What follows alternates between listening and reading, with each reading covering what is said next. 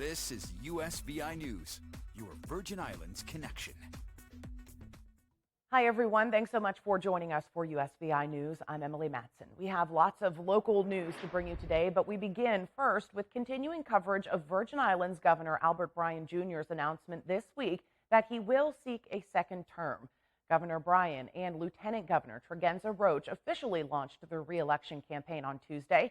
They shared their announcement on St. Croix with their supporters, with additional plans for a campaign kickoff event on St. Thomas this coming Saturday. Our USVI News' Ali Born-Vanek has more. Governor Albert Bryan Jr. and Lieutenant Governor Tregenza Roach are officially in the race in their bid for re-election, kicking off their campaign this week in St. Croix. In a global economic slowdown, this territory is flourishing. Every room at every available place is booked. In St. John's restaurant, you might have to start booking reservations weeks before you intend to eat. We need more people in my offices to keep pace with the real estate transactions. Our administration has been successful because we prioritize people, and that we cannot fix every single problem in 3 years. But we have made great progress on decade-old problems in record time and laid the foundation for more prosperity today. Together, we are stronger than ever. Several other candidates have also thrown their hats into the ring in the gubernatorial race. And while it's still a long road ahead to the November elections, one thing is for sure right now, these races are heating up. In St. Thomas, Ali Born-Vanek, USVI News. Certainly are. In St. Croix, VIPD suspects foul play after a woman's decomposed body is found in Estate Glen. Tuesday, a body was found on Midland Road in the area of Morven Church by a man who told police he went off the road to use the bathroom and saw the body lying in the bushes. Police say the body appears to be that of a black woman between 5'3" and 5'6" tall and about 135 pounds. She was wearing a royal blue blouse with white and pinkish flowers. Criminal Investigation Bureau detectives are investigating this case as suspected foul play. They are waiting on the autopsy report to determine the cause of the woman's death. The investigation is ongoing, and anyone with information is urged to call the CIB tip line at 340-778-4950, call 911, or Crime Stoppers VI at 1-800-222-TIPS. Also in St. Croix, a woman dies in a single vehicle crash on East End Road. This happened Monday night around 10 p.m. in the area of Miss B Road. Officers arrived to find a woman had been badly injured in the wreck. The driver of this vehicle has been identified as 28-year-old Sky Schindler. Police say she was driving westbound on East End Road, speeding and heading downhill when she lost control and skidded more than 134 feet before hitting a pole on the driver's side of the vehicle. She was transported to the hospital for treatment, where she died from head trauma from the crash. U.S. Customs and Border Protection agents seized more than $4 million worth of cocaine from a boat that was headed to Puerto Rico from St. Thomas. They seized 470 pounds of cocaine with a street value estimated to be $4.3 million. They also arrested 3 men after inspecting the boat seen on your screen. The agency's air and marine operations found the cocaine concealed inside the vessel when the men were removing the boat from the water at the public boat ramp on Sunday. Investigators say one of the men admitted to entering the U.S. illegally from the Dominican Republic. A Puerto Rico Police Department K-9 responded and alerted to drugs, allowing the agents to inspect the vessel, where they found a hidden compartment containing 202 bricks of cocaine. The bust was the second in a matter of days. Agents also offloaded 626 pounds of cocaine Monday in San Juan after they stopped a boat near the Dominican Republic. In that case, seizing cocaine with a street value of about $5.6 million, arresting 3 men as well. Our USVI News' Francis Felix has more from Puerto Rico. U.S. Customs and Borders Protection Air and Marine Operations found 475 pounds of cocaine in a vessel being removed from water in Las Clavas, Fajardo. Marine interdiction agents conducted a land patrol at Las Croabas public boat ramp in Fajardo, Puerto Rico. Actually, on May 8, on this past Sunday, marine interdiction agents with U.S. Customs and Border Protection were inspecting vessels at Las Croabas dock. A vessel that was actually being pulled out of the water. The agents basically approached the three individuals that were taking the boat out of the water.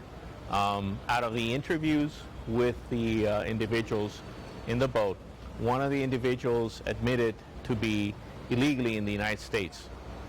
He's a citizen of the Dominican Republic. The captain is a U.S. citizen. It's important for your viewers to understand that small vessels coming in back and forth from the United States Virgin Islands and Puerto Rico have to report their entry with U.S. Customs and Border Protection on their way in. Basically, that made the agents understand that there was something suspicious with the boat.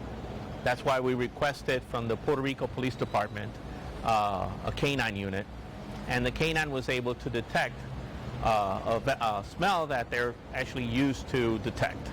An inspection of the boat produced 202 bricks of cocaine hidden inside a compartment in the center console of the boat. Then we were able to seize and field test the powdery substance of these bricks, which was found to be cocaine. The total weight was 215 kilos, which is 475 pounds.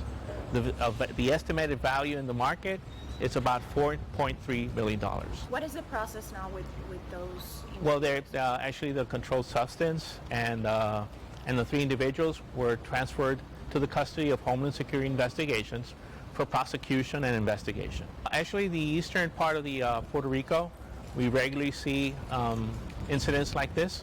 For example, about a week ago, we were able to seize a significant amount of narcotics from a vessel leaving Vieques.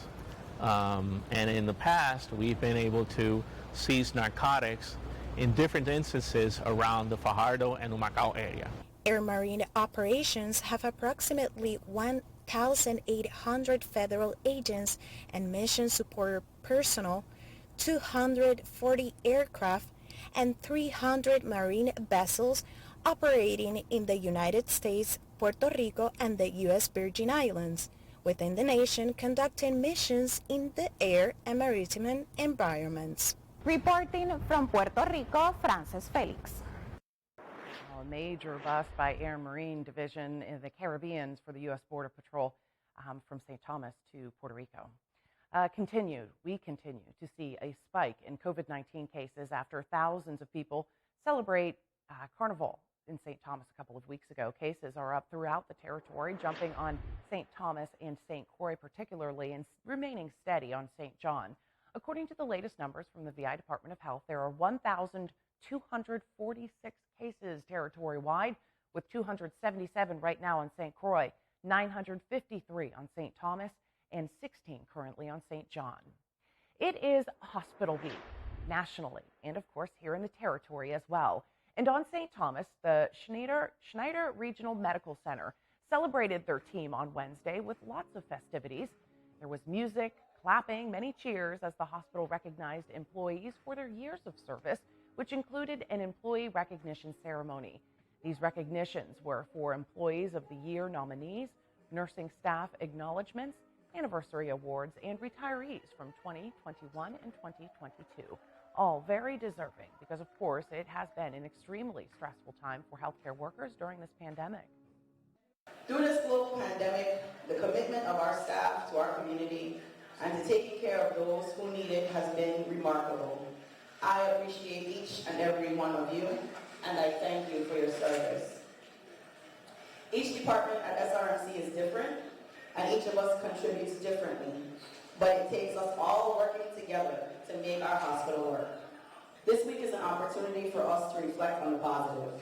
It's a chance for us to highlight our hospital and our healthcare workers and the things we do to support our community. It's been wonderful so far, and I really want to thank HR for all their great work in putting together this wonderful program and all the programming they've done this week for us. As an organization, even though we're not perfect and we acknowledge we have room to improve, we're here. And we're good and we're talented and we're working to make our team even stronger, make our facilities even better, and make our patient experience even more pleasant. And so I thank all of you for the way you contribute to that.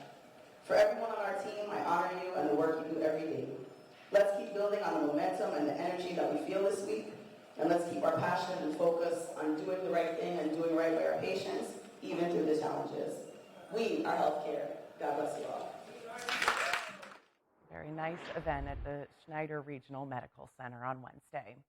It is the most common cancer in the U.S., but you can lower your risk of ever getting skin cancer by protecting your skin from the sun. However, sunscreen cannot help if it's not put on properly. Here are some of the most common sunscreen mistakes.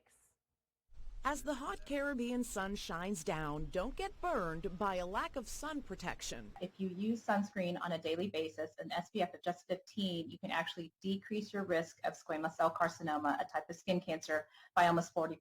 Dr. Susan Masick, a dermatologist at The Ohio State University's Wexner Medical Center, says the biggest sunscreen mistake people make is not using any. They assume they don't need it.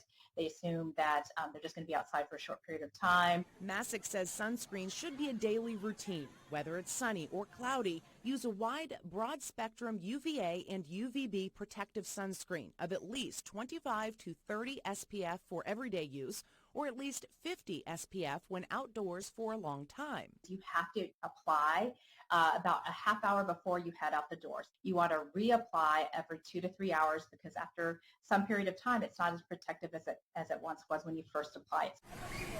Remember to hit the often forgotten areas like the tops of feet, hands, and the exposed areas of the chest and neck. Also, don't forget to check the expiration date. The good rule of thumb is that each spring, just buy a whole new set of sunscreens, have them in your car, have them in your beach bag, have them by the door, so you're always going to be applying them consistently. Masick says mineral sunblocks provide a good deal of sun protection, but chemical sunscreens blend in more easily. She says either are good to use as long as there's UVA and UVB protection. But a reminder of the Virgin Islands sunscreen law to protect the marine ecosystem. Topical sunscreen products containing oxybenzone, octocrylene, and octinoxate are banned for sale or use. So don't count only on sunscreen for your sun protection. Wide-brimmed hats, protective clothing, and sunglasses can certainly help lower your risk of exposure as well.